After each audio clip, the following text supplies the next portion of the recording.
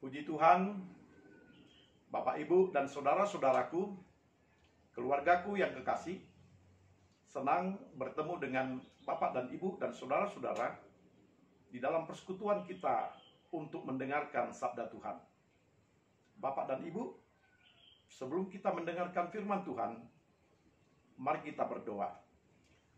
Ya Tuhan Allah Bapa kami bersyukur kepada Tuhan yang memberikan kepada kami waktu dan kesempatan untuk mendengarkan firman-Mu.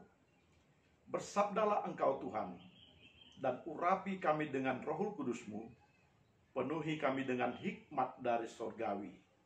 Di dalam nama Tuhan Yesus Kristus kami berdoa. Amin. Bapak, Ibu, saudara-saudaraku yang kekasih, firman Tuhan yang menjadi renungan bagi kita pada minggu yang berbahagia ini dari kitab Injil Markus pasal 3 ayat 20 sampai dengan 35. Saya membacakan kepada Bapak dan Ibu. Demikian sabda Tuhan. Kemudian Yesus masuk ke sebuah rumah. Maka datanglah orang banyak berkerumun pula, sehingga makan pun mereka tidak dapat. Waktu kaum keluarganya mendengar hal itu, mereka datang hendak mengambil dia, sebab kata mereka, ia tidak waras lagi. Dan ahli-ahli Taurat yang datang dari Yerusalem berkata, ia kerasukan Beelzebul, dan dengan penghulu setan, ia mengusir setan. Yesus memanggil mereka, lalu berkata kepada mereka dalam perumpamaan, bagaimana iblis dapat mengusir iblis? Kalau suatu kerajaan terpecah-pecah, kerajaan itu tidak dapat bertahan. Dan jika suatu rumah tangga terpecah-pecah, rumah tangga itu tidak dapat bertahan. Demikianlah juga kalau iblis berontak melawan dirinya sendiri, dan kalau ia terbagi-bagi, ia tidak dapat bertahan, melainkan sudahlah tiba kesudahannya. Tetapi tidak seorang pun dapat memasuki rumah seorang yang kuat untuk merampas harta bendanya apabila tidak diikatnya dahulu orang kuat itu. Sesudah itu barulah dapat ia merampok rumah itu. Aku berkata kepadamu, sesungguhnya semua dosa dan hujat anak-anak manusia akan diampuni, ya, semua hujat yang mereka ucapkan. Tetapi apabila seorang menghujat Roh Kudus, ia tidak mendapat ampun selama-lamanya, melainkan bersalah karena berbuat dosa kekal. Ia berkata demikian karena mereka katakan bahwa ia kerasukan roh jahat. Lalu datanglah ibu dan saudara-saudara Yesus. Sementara mereka berdiri di luar, mereka menyuruh orang memanggil dia. Ada orang banyak duduk mengelilingi dia. Mereka berkata kepadanya, lihat, ibu dan saudara-saudaramu ada di luar dan berusaha menemui engkau. Jawab Yesus kepada mereka, siapa ibuku dan siapa saudara-saudaraku? Ia melihat kepada orang-orang yang duduk di sekelilingnya itu dan berkata, ini ibuku dan saudara-saudaraku. Barang siapa melakukan kehendak Allah, dialah saudaraku laki-laki, dialah saudaraku perempuan, dialah ibuku. Amin. Bapak, Ibu, saudara-saudara yang kekasih, firman Tuhan yang menjadi renungan kita pada hari ini adalah sabda dari Tuhan yang bercerita tentang kerajaan Allah. Bahwa setiap orang harus mendengarkan kerajaan Allah. Dan kerajaan Allah itu disampaikan oleh Yesus Kristus. Bapak, Ibu, saudara-saudara yang kekasih, Yesus Kristus ketika di dalam teks ini sedang mewartakan tentang kerajaan Allah, banyak orang yang berkerumun terkesima mendengarkan Yesus berkata dengan penuh kuasa. Tentu saja orang-orang banyak ini ingin mengetahui bagaimana Yesus Kristus dapat memiliki pengetahuan yang sangat besar itu, dan kemudian mempunyai pemikiran yang berbeda dari orang-orang Farisi dan ahli Taurat ketika mereka berkata-kata tentang kerajaan Allah. Banyak orang yang mendengarkan ketika itu, mereka mencoba untuk melihat dengan seksama kepada Yesus yang sedang memulai pekerjaan pelayanannya ini. Sehingga dikatakan di dalam teks ini, orang banyak itu berkerumun. Bapak, Ibu, saudara-saudara yang kekasih, inilah tanda betapa orang banyak antusias mendengarkan perkataan Yesus Kristus. Karena mereka melihat perbedaan yang sangat menonjol dari Yesus bila dibandingkan dengan orang-orang Farisi di dalam menyampaikan firman Tuhan. Tentu saja Bapak dan Ibu, saudara-saudara, orang-orang Farisi ini, mereka tidak mau kehilangan pamor, tidak mau kehilangan pengikut. Ketika mereka melihat orang banyak mendengarkan Yesus dengan seksama, mereka memutarbalikkan fakta. Mereka mencoba memprovokasi orang banyak itu dengan mengatakan bahwa ia kerasukan Beelzebul. Bapak dan Ibu, Beelzebul ini sesuai dengan apa yang dikatakan di dalam ayat 22, dia adalah penghulu setan. Orang-orang Farisi, ahli-ahli Taurat, para tua-tua mencoba untuk memprovokasi orang banyak. Tentu jika mereka mengatakan dia kerasukan setan, kerasukan Beelzebul, tentu orang banyak akan melempari Yesus. Karena salah satu hal yang paling dibenci yang telah tersurat di dalam Dekalog, hukum Taurat, jangan engkau menduakan Tuhan. Jangan engkau memakai kuasa-kuasa iblis. Jangan engkau menyamakan dia dengan kuasa-kuasa dunia ini. Tidak ada yang lain daripada Allah. Selain Allah, tidak ada kekuasaan yang lain yang pantas untuk disembah dan diikuti.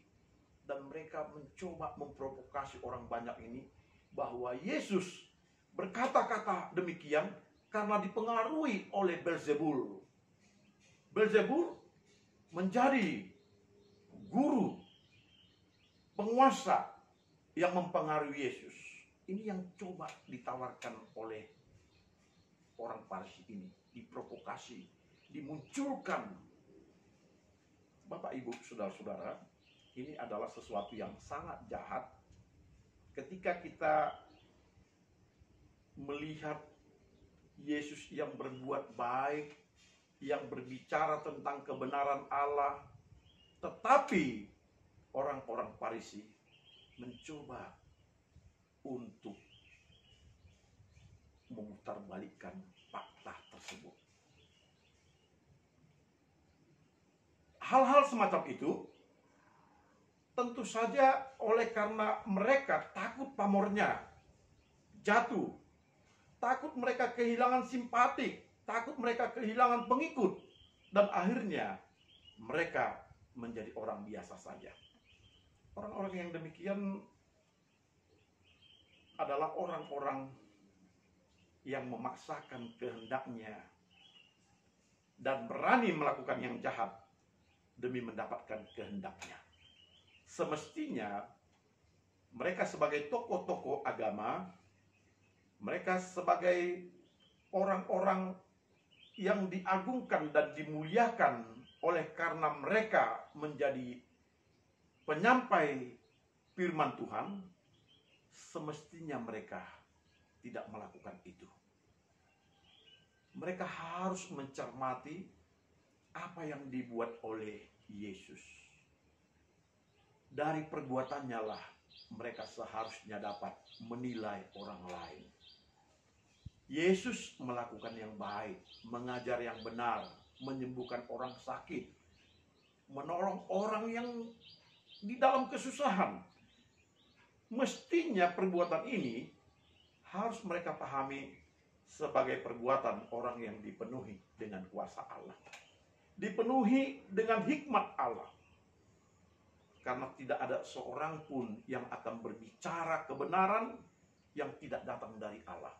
Tidak ada seorang pun yang berbuat baik yang tidak datang dari Allah. Sebab Allah adalah sumber segala perbuatan yang baik. Bapak dan Ibu, orang-orang Farisi telah kehilangan akal budi mereka. Sebenarnya ketika mereka mengatakan bahwa ia kerasukan Beelzebul, ini bukan tuduhan yang main-main. Ini dapat disampaikan kepada pengadilan bahwa mereka telah melakukan provokasi, telah melakukan kejahatan. Mestinya orang-orang Farisi ini dapat diadili dan dijatuhkan hukuman yang berat karena mereka telah menuduh seseorang dengan tuduhan masalah kerasukan setan ini. Bapak, Ibu, saudara-saudara, Yesus memberikan pengajaran yang benar. Yesus memberikan kepada mereka hikmat. Yesus menjelaskan dengan penuh pengetahuan yang benar. Yesus memberikan mereka penjelasan tanpa harus memberikan kepada mereka tuduhan dan membolak-balikkan ketidakbenaran itu untuk menjatuhkan orang-orang Farisi ini. Dia katakan bagaimana iblis dapat mengusir iblis. Kalau kerajaan terpecah-pecah, maka kerajaan itu tidak dapat bertahan. Oleh karena itu, tidak mungkin iblis akan mengusir sesamanya. Sebaliknya, iblis akan bersekutu dengan iblis. Sebab iblis tidak akan mungkin menyampaikan kebenaran dari Allah. Dari awal, Bapak dan Ibu, memang pekerjaan iblis selalu memutarbalikkan fakta.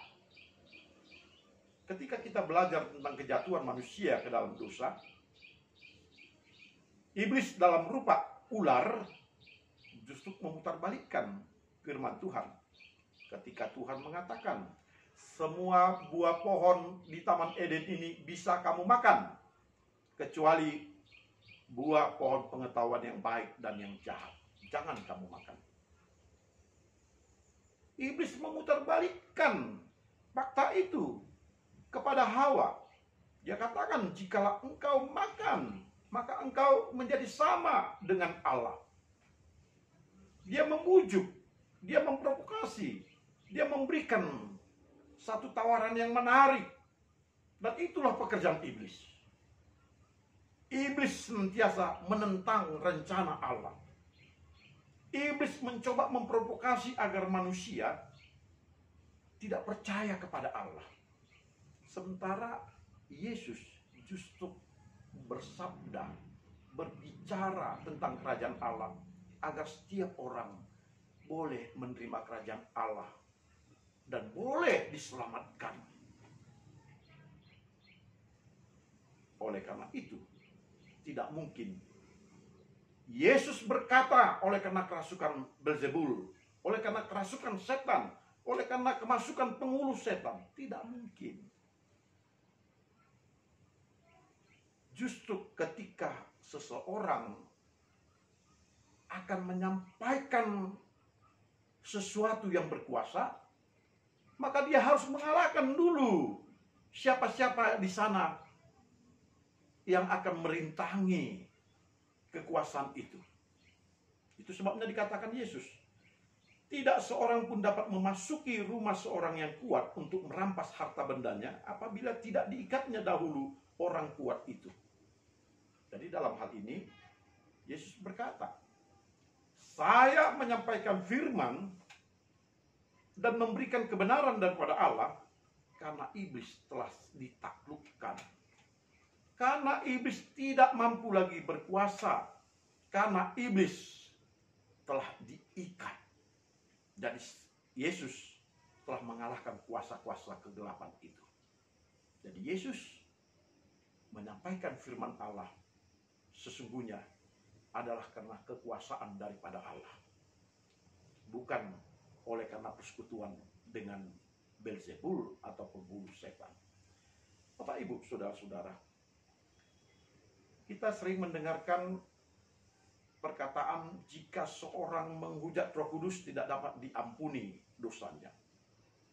Teks itu yang hari ini ada di dalam hubungan dengan konteks tuduhan orang-orang Farisi terhadap Yesus,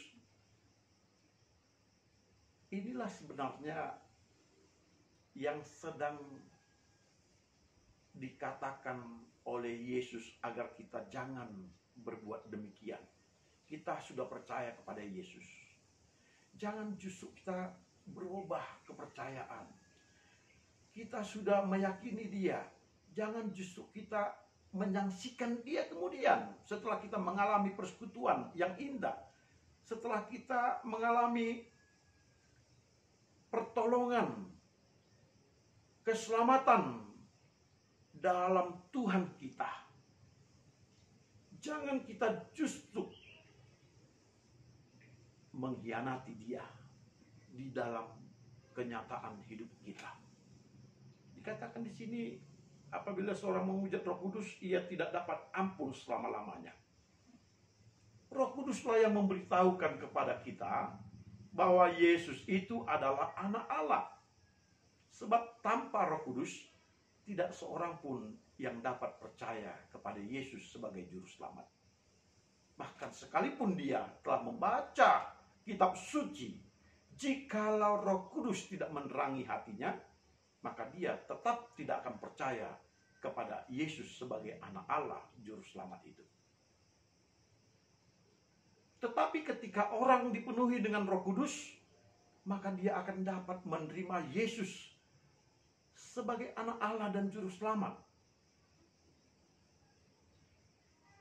Ada orang kadang-kadang begitu luar biasa, dia percaya kepada Yesus, tetapi bukan berarti bahwa dia selama hidupnya akan tetap berada di dalam keamanan itu. Iblis akan datang mencobai, baik dari situasi dunia, dari godaan-godaan dunia, keinginan-keinginan mata, dan sebagainya, yang bisa saja menyebabkan dia tergoda untuk berkhianat kepada Yesus. Jadi ada orang pada awalnya bisa saja dia sudah percaya kepada Tuhan, dia mengakukan, bahkan dia bersungguh-sungguh untuk hidup di dalamnya, tetapi dia tidak kuat untuk percaya kepada Tuhan oleh karena godaan dunia. Nah, orang seperti ini dapat dikatakan sebagai orang yang menghujat Roh Kudus, karena dia telah diberikan hikmat untuk percaya, telah diberikan satu anugerah dari Roh Kudus untuk dia percaya, tetapi oleh karena godaan-godaan dia bisa tidak percaya. Bapak, Ibu, dan saudara-saudara yang kekasih, inilah yang dikatakan menghujat Roh Kudus.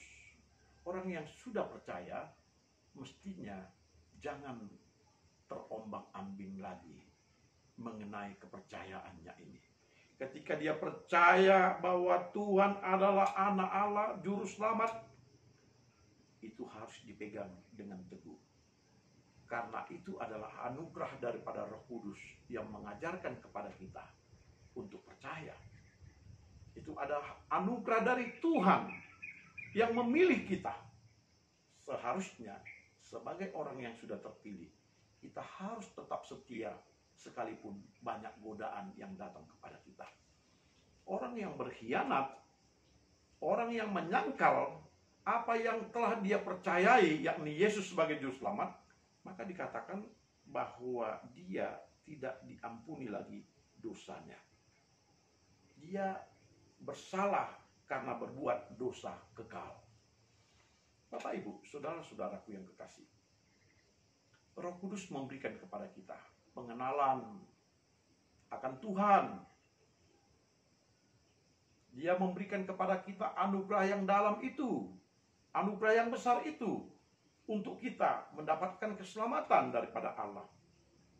Maka setiap kita sudah mendapatkan anugerah yang demikian, mestinya kita harus semakin teguh dan beriman kepada Tuhan, dan lebih memprioritaskan persekutuan dengan Tuhan.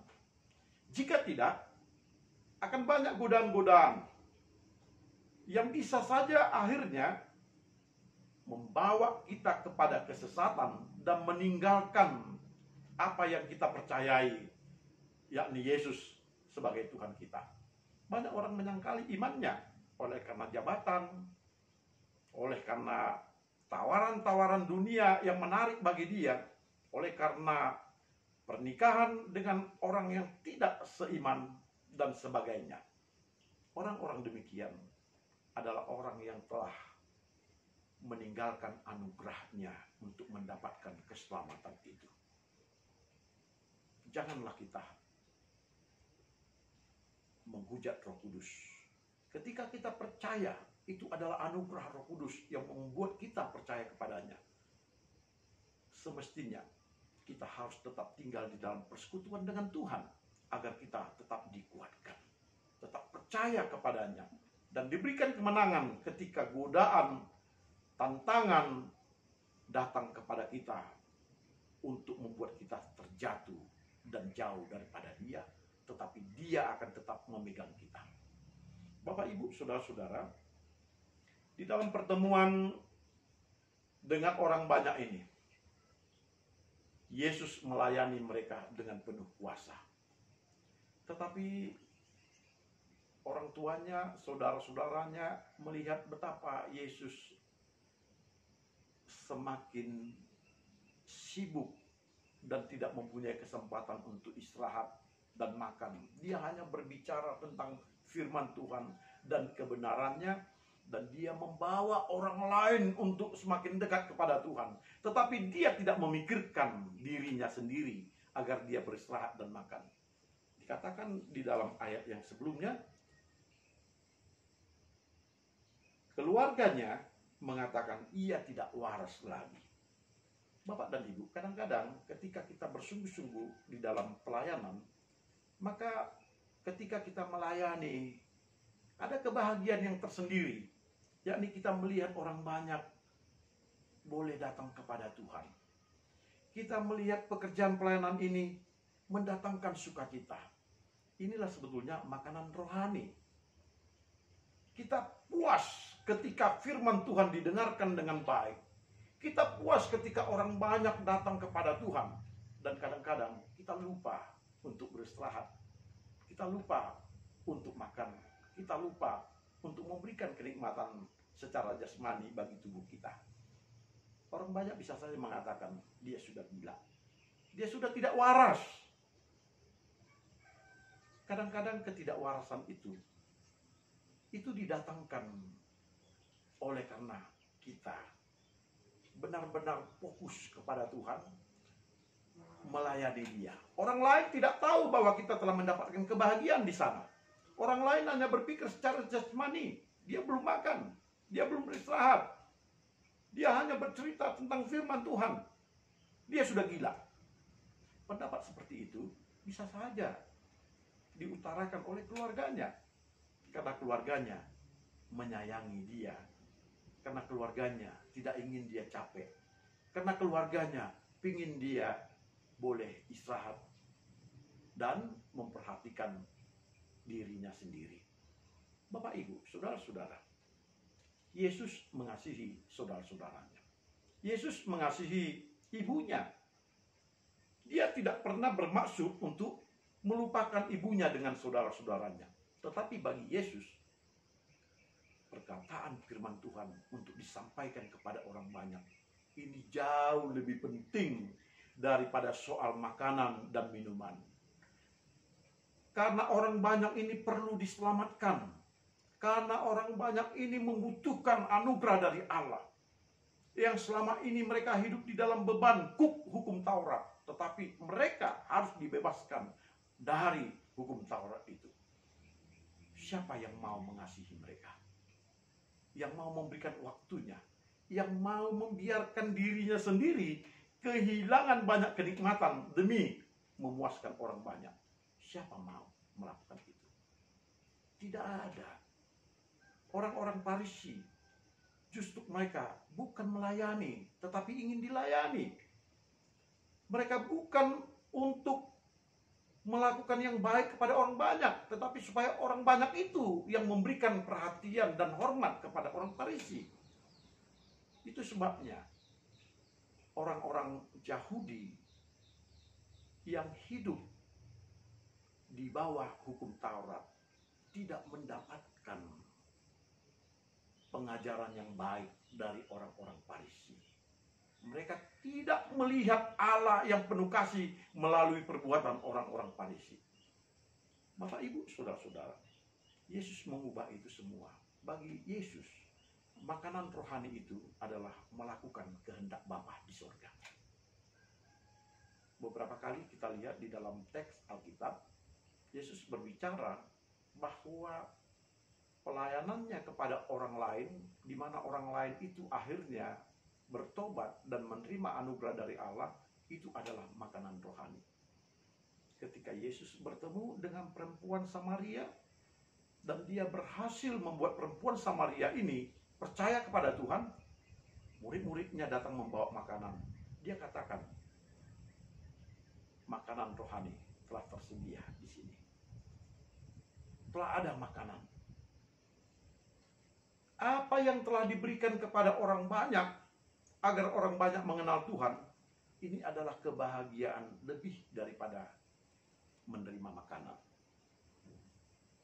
Bapak, Ibu, saudara-saudara, Yesus mau setiap orang juga berbicara, berkata demikian.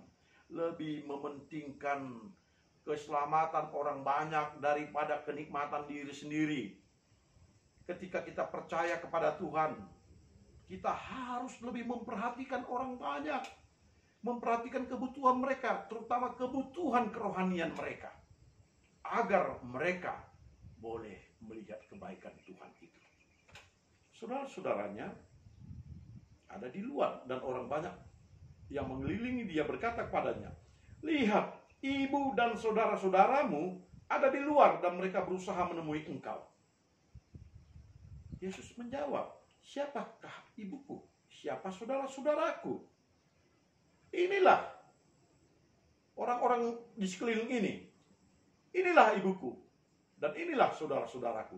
Barang siapa melakukan kehendak Allah, dialah saudaraku laki-laki, dialah saudaraku perempuan, dialah ibuku. Bapak, Ibu, saudara-saudara, di dalam perkataan ini Yesus tidak menyangkal ibunya atau saudara-saudaranya, tetapi dia mengajarkan kepada orang banyak bahwa ada persekutuan yang paling indah dibandingkan persekutuan oleh karena hubungan darah, yaitu hubungan iman. Persaudaraan oleh karena iman lebih baik daripada persaudaraan karena hubungan sedara. Jika kita melihat orang lain itu adalah orang yang perlu diselamatkan dan diberikan anugerah Allah, ini menunjukkan bahwa kita merasa mereka adalah saudara kita. Mereka adalah ibu kita, ayah kita, saudara laki-laki, saudara perempuan. Tetapi jika kita hanya mengasihi saudara-saudara sedara saja, kita belum mendapatkan kasih saudara karena iman.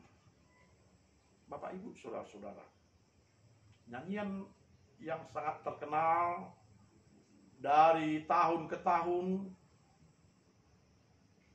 bahwa kita bersaudara, ini akan terus bergema dan membuat kita boleh merasakan semua orang di dunia ini adalah saudara kita. Nyanyi itu demikian. Dalam Yesus Kita bersaudara dalam Yesus. Kita bersaudara dalam Yesus. Kita bersaudara sekarang dan selamanya dalam Yesus. Kita bersaudara. Ini mengingatkan kita bahwa kita harus memiliki banyak saudara. Dan di dalam Tuhan, semua orang yang membutuhkan kasih Allah harus dapat kita jangkau dan kita prioritaskan di dalam pelayanan kita. Sebab mereka lah saudara kita. Mereka lah saudara laki-laki, saudara perempuan, ibu kita, ayah kita. Jika kita memperhatikan mereka, kita pun sebenarnya telah melakukan kehendak Allah, hidup di dalam kasih di dalam dunia ini bersama dengan semua orang. Bapak, Ibu, saudara-saudara, mari kita terus memupuk suatu kebaikan untuk semua orang dengan cara giat bekerja menyampaikan firman Tuhan, bersungguh-sungguh untuk melaksanakan kehendak-Nya, sekalipun kita banyak kehilangan waktu untuk memoles diri kita, memberikan waktu istirahat bagi kita, mempercantik diri kita. Sekalipun mungkin orang berkata, dia sudah tidak waras, dia gila. Oleh karena kita telah lebih banyak memberikan waktu bagi orang-orang lain. Sesungguhnya ini adalah puncak dari kehidupan pengenalan kepada Allah. Ketika kita mengenal Allah, maka kita akan mengasihi manusia. Tetapi ketika kita hanya mengasihi diri kita sendiri, kita belum memahami kasih Allah kepada kita. Kita hanya mengasihi diri kita, ini menunjukkan kita belum disentuh oleh firman Tuhan. Bapak, Ibu, saudara-saudara, hari ini menjadi hari yang bahagia kepada kita, ketika kita memberikan perhatian kepada setiap orang di dunia ini, terutama mereka yang terabaikan, mereka yang miskin, mereka yang sakit, mereka yang berada di dalam tekanan dan penderitaan. Sebab inilah kehendak Tuhan, menyampaikan kepada mereka berita baik, menyampaikan kepada mereka keselamatan daripada Allah. Dan itulah yang diharapkan oleh Allah untuk kita lakukan. Dan jika kita melakukan itu, sekalipun kita akan disibukkan sehingga kita kekurangan waktu untuk diri kita, yakini bahwa Tuhan akan memberikan engkau yang terbaik. Dan Tuhan jaga engkau sehingga engkau aman, sehat, dan sentosa. Ikuti Tuhan kita. Apa yang Tuhan lakukan, kita juga melakukannya. Ketika Tuhan mengasihi orang lain, mengasihi mereka yang tidak dikenalnya, kita juga mengasihi yang lain dan yang tidak kita kenal. Sebab merekalah saudara kita, merekalah ayah dan ibu kita. Kiranya Tuhan memberkati kita. Salam.